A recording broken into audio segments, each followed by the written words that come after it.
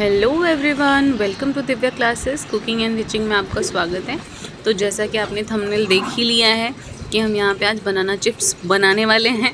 तो मैंने एक ड्राई क्लॉथ लिया है, उसमें मैंने रॉ बनाना जो है कच्चा केला उसको रख दिया है। और हमें एक बर्तन लेना है जिसमें हमें पानी रखना है। और क्योंकि हमें जब इसे कट करेंगे ना तो बाहर नहीं रखना है, तो सीधा उसमें पानी के अंदर ही रहना चाहिए। तो अभी शुरू करते हैं इसको कट करना। और आपको तो पता हो, India is the largest producer of banana. Yes, हमारा इंडिया फर्स्ट नंबर पे है बनाना की प्रोडक्शन में। और सेकंड नंबर पे कौन सी कंट्री आएगी ज़रा सोचो तो। जो हमेशा फर्स्ट आती रहती है वो इस बार सेकंड हो गई। चाइना सेकंड नंबर पे और फर्स्ट नंबर पे हमारा इंडिया है। और इंडिया में बनाना सबसे ज़्यादा कहाँ पे प्रोड्यूस किया जाता है वो आपको मैं बता दूं तो अभी तो फ़िलहाल आंध्र प्रदेश है। उसके जब पिछले साल था तो वो उस समय तो महाराष्ट्र था। फर्स्ट नंबर पे महाराष्ट्र था, फिर गुजरात था हमारा। तो अभी तो ऐसा नहीं है। अभी क्या हो गया कि आंध्र प्रदेश जो है, क्योंकि विशाखापट्टनम में ज़्यादा इसका प्रोडक्शन होता है, तो आंध्र प्रदेश अभी फर्स्ट नंबर पे है। उसके बाद हमारा महाराष्ट्र है। इसको वाटर में ही सोक करके आपको रखना है, क्योंकि बाहर रखेंगे तो कालापन आ जाता है इसमें। तो हम इसमें वाटर में ही सोक करके रखेंगे। वाटर एकदम नॉर्मल है, ना तो हमें कोई गर्म पानी लेना है ना कुछ लेना है, जस्ट नॉर्मल वाटर लेना है, ठीक है।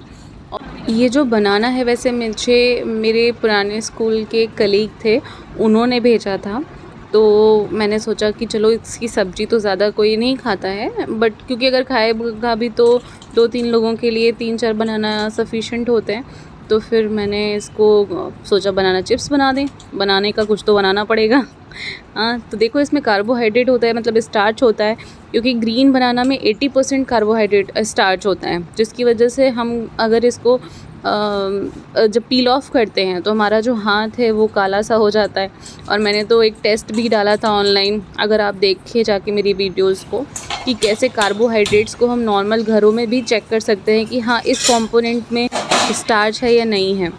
तो अभी आपको कढ़ाई को गर्म करना है, और मैं यहाँ पे ग्राउंडनट ऑयल का इस्तेमाल कर रही हूँ, क्योंकि इसके यूज़ करने से क्या होता है, इसे फास्ट वगैरह में भी अगर खाना है तो खा सकते हो। और हाँ, साथ में आपको क्या करना है ना, ध्यान देना है कि हमारा जो आपने अभी तो पील ऑफ किया था, अभी इसको चिप्स में तो कट किया नहीं है, तो हम यहाँ पे कढ़ाई चढ़ा देते हैं और ऑयल को होने देते हैं हीट 5 मिनट्स के लिए, मीडियम फ्लेम पे या लो फ्लेम कर देना जैसा आपको सही लगे। और फिर मैं यहाँ पे साइड में ही बनाना जो मैंने पील ऑफ किया था, अब उससे मैं यहाँ पे चिप्स बनाना शुरू कर दूँगी। चिप्स बनाने के लिए आप चाहो तो इसको, आपके पास कोई ना कोई चिप्स मेकर होगा, आप उससे कर सकते हो। तो मेरे पास तो एक था, तो उसमें मैंने इसमें ही कर लिया था। और अगर आप चाहते हो तो आप नाइफ़ से भी, चाकू से भी अच्छे से कट कर सकते हो पतला पतला, तो उससे भी हो जाएगा। मैंने वो भी करके दिखाया है कि कभी आपको लगे कि चलो अभी ये भी ख़रीदना पड़ेगा, तो ऐसा कुछ नहीं है। और वैसे भी हम बाहर खाते हैं तो वो भी तो एक तरीके से नाइट्रोजन, उसमें कितने प्रिजर्वेटिव यूज़ किए जाते हैं। उससे तो बेटर होता है ना कि हम घर पे बनाकर खा लें, और ज़्यादा मेहनत भी नहीं लगती हमें, साथ के साथ सारा काम होता भी रहता है। ज़्यादा नहीं बनाना है तो 2-3 बनाने का बना लो आराम से खा सकते हैं।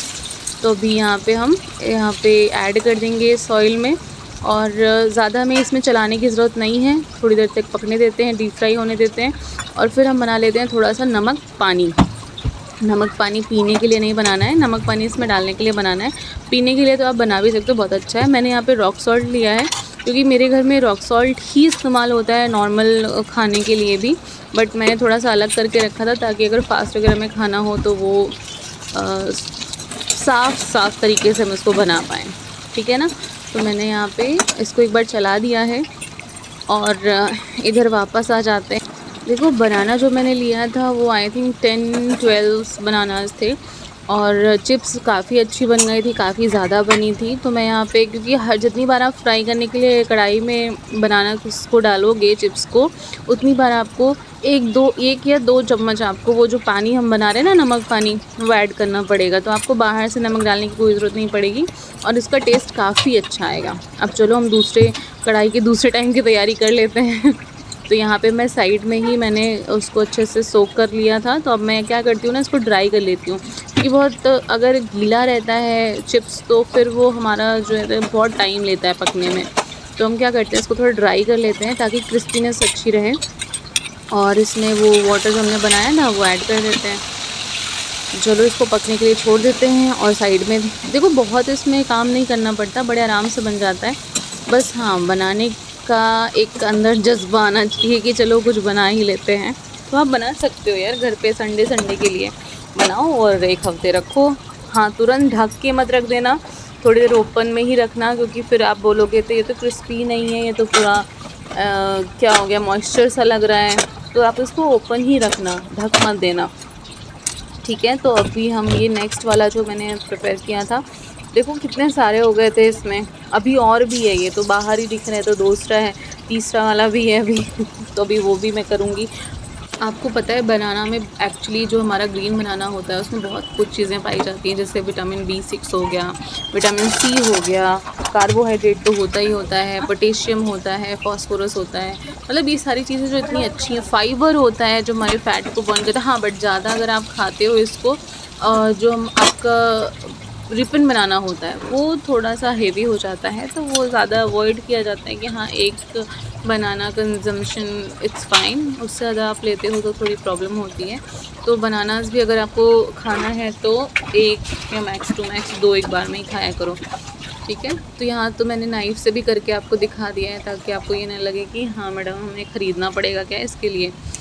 चलो फिर हम एक स्टोरी आपके साथ शेयर करती हूँ मैं यहाँ पे। एक बच्चा था, उसका जो जन्म हुआ था वो मध्य प्रदेश के मऊ में हुआ था, मऊ गाँव में। और 1891 में उसका जो जन्म हुआ था, उसकी बर्थ जो थी 1891 में हुई थी। उसके जो फादर का नाम था वो था रामजी सकपाल। और वो इनिशियली तो पहले 5 इयर्स तक रहा मध्य प्रदेश में। उसके बाद, और उसके जो पापा थे वो फ़ौज में थे, सूबेदार थे, फ़ौज में क्या, आर्मी के सूबेदार थे। और फिर जब थोड़ा टाइम बीतता है, 5 इयर्स के का वो बच्चा हो जाता है, तो वो लोग आ जाते हैं महाराष्ट्र, क्योंकि उनका ओरिजिन तो वही था, महाराष्ट्र ही था। यहाँ पे आने के बाद वो लोग जहाँ पे शिफ्ट होते हैं भाई, क्योंकि जब तक वो आर्मी में थे फादर उनके, तब तक वो आराम से वहाँ पे स्कूल, स्पेशल स्कूल्स वगैरह दिए जाते थे ब्रिटिश के द्वारा, क्योंकि 1891 में पता ही होगा इंडिया में ब्रिटिश थे। लेकिन जब वो यहाँ आते हैं, महाराष्ट्र आते हैं, तो उनको एक लोकल स्कूल में ही पढ़ना पड़ता है, क्योंकि अब तो वो सूबेदारी पोस्ट से रिटायर हो चुके थे। और यहाँ पे उनके साथ थोड़ा डिस्क्रिमिनेशन देखने को मिलता है। ऐसा होता है कि कभी उनको, जिस स्कूल में वो पढ़ रहे थे वहाँ पे कुछ टीचर्स ऐसे थे कि उनको सेम बेंच पे बैठने नहीं देते थे, ज़मीन पे बैठाते थे। अगर जिस बर्तन से उन्होंने पानी पिया है उससे दूसरे बच्चे पानी नहीं पीते थे। अपर कास्ट, लोअर कास्ट, इतना पहले प्रॉब्लम था ना, और उनको इतना कुछ फेस करना पड़ा, जिन्हें हमें तो देखो उनकी वजह से आज ऐसा कुछ भी नहीं है। हमने तो बहुत ही, हमें उन्होंने अच्छी लाइफ दी, क्योंकि उन्होंने इतना कुछ सफ़र किया। अब होता क्या है, तो उनके एक मराठी टीचर होते हैं, वो उनको बहुत पसंद करते हैं, क्योंकि वो खुद भी अपर कास्ट के थे। बट तो उन्होंने अपना जो सरनेम है वो उस बच्चे को दे दिया, क्योंकि उस बच्चे के पास कोई सरनेम नहीं था। पापा का नाम तो रामजी सकपाल था, बच्चे सरनेम जो था वो अम्बा दावे था।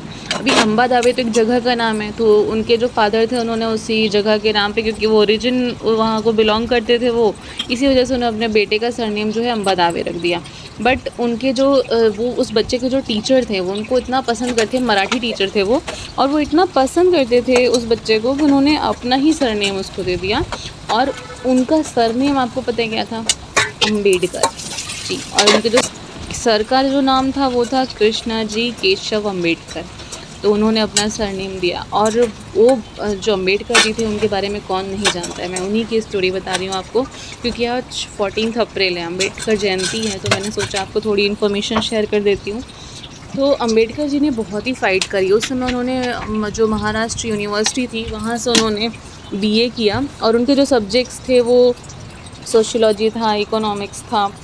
और वो इनका BA भी अच्छे से हो गया, इनका 11-12 भी बहुत, देखो अच्छे से कहने का मतलब है कि हो गया, मतलब ऐसी कुछ नहीं हुई कि हाँ नहीं हो पाएगा। भले इनकी स्ट्रगल इनको बहुत करना पड़ा, इनको सफ़र बहुत करना पड़ा, इतने बड़े सिटी में आके वो रह रहे थे, बट फिर भी जो उनको ट्रीटमेंट मिल रही थी वो तो बिल्कुल ऐसी नहीं थी कि हाँ बहुत अच्छी मिल रही हो।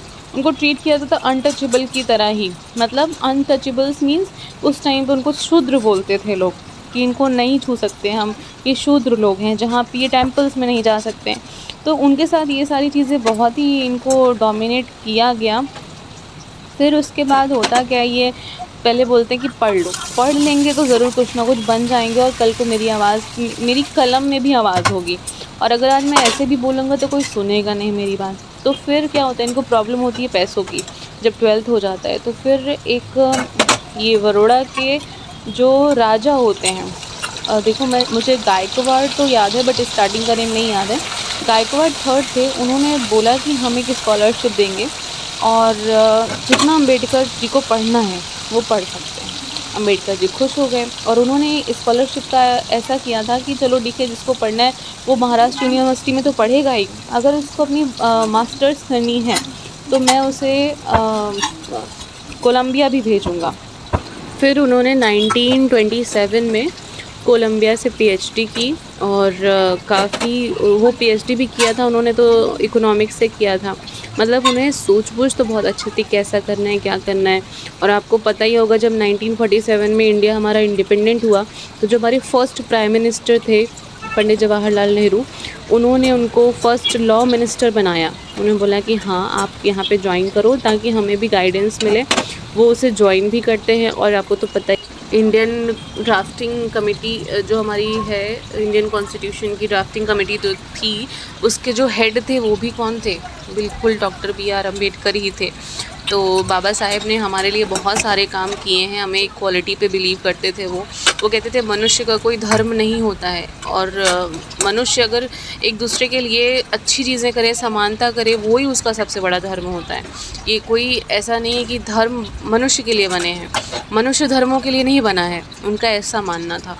तो उनका एक तरीके से सही भी कहना था कि अगर हम सारे इक्वल ही रहेंगे तो फिर हमें राइट्स के लिए लड़ने की ज़रूरत ही नहीं पड़ेगी। तो अनटचेबिलिटी का ये जो राइट्स था वो भी ख़त्म हुआ। आपको पता है कौन से आर्टिकल में इस राइट को, अनटचेबिलिटी को क्राइम बताया गया है? इंडियन कॉन्स्टिट्यूशन का आर्टिकल नंबर 15 हमें कहता है कि अगर हम किसी कास्ट, रिलीजन, रेस के बेसिस पे, जेंडर के बेसिस पे अगर किसी को हम डिस्क्रिमिनेट करते हैं तो वो एक क्राइम होगा। मतलब अनटचेबिलिटी को फॉलो नहीं करना है। शेड्यूल कास्ट, शेड्यूल ट्राइब जैसा कुछ भी नहीं आपको दूसरे को फील कराना है या उनको बताना है, उनसे बाइकआउट करना है। और आर्टिकल 16 क्या कहता है कि अगर आप गवर्नमेंट एम्प्लॉयमेंट है और उसमें अगर आप अनटचेबिलिटी को फॉलो करते हो तो वो भी एक क्राइम है। तो सोचो उन्होंने कि अगर वो तो चाहते तो अपने लिए लड़के चले जाते, उनका तो अच्छा सा लाइफ हो जाता, बट उन्होंने इंडिया के उन लोगों के लिए लड़ाई करी जो एक्चुअली में इस चीज़ से बहुत परेशान थे। आप ही सोचो ना कि अगर आप कहीं पानी पीने जाओ और वहाँ पे आपके पीने के बाद कोई पानी ना पिए, आपको मंदिर में ना जाने दे, तो आपको कितना बुरा लगेगा। तो वो सारी चीज़ें जो यहाँ पे हुई थी, जो वो सारी प्रॉब्लम्स को निकाल के जड़ से तो नहीं बट कोशिश उन्होंने पूरी यही की थी। अब धीरे धीरे वो हम ही हैं जो इस चीज़ को पनपने देते हैं, इस चीज़ को ख़त्म कर सकते हैं। तो वो हमारे ऊपर है। और टचवुड आज कल ऐसी चीज़ें नहीं होती हैं कि नहीं ये शूद्र है, ये ब्राह्मण है, ये मुस्लिम है, हिंदू है। अभी सब इक्वल हैं, अभी सब इक्वलिटी है सब जगह। जैसा कि मैं देखती हूँ, अगर आपको भी अगर ऐसा कहीं लगता है तो आप बोल भी सकते हो कि हम सब समान हैं। फिर लास्ट वो दिन आता है 6 दिसंबर 1956, मीन्स 65 ईयर्स की एज में बाबा साहेब का देहांत होता है। और उन्होंने काफ़ी कुछ हमें सिखाया और हमारा बनाना चिप्स भी तैयार कर दिया। तो चलो, thank you so much, subscribe to this channel, thank you.